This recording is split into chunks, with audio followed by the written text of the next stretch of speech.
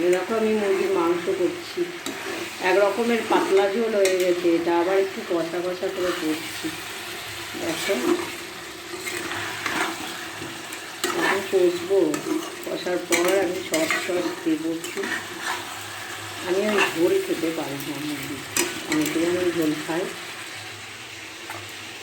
দেখো ঢাকা দিয়ে দিলাম একটু, দেখি হয়ে গেছে। এবার আমরা খেয়ে নেব মাংসটা থেকে। আলু দিয়ে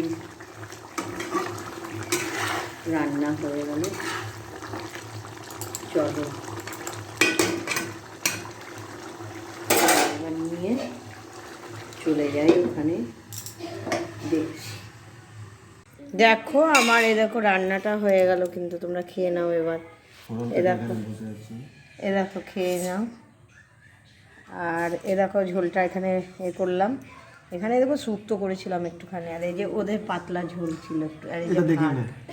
ঠিক আছে, কেউ লোক দিয়ে দেবে নাকি তোমার রান্নাটায়? ও বলছে রান্নাটাই লোক দিয়ে দেবে। Bye bye, tata. আচ্ছা ঠিক আছে, খেতে থাকো, দিয়ে দিলাম। হুম।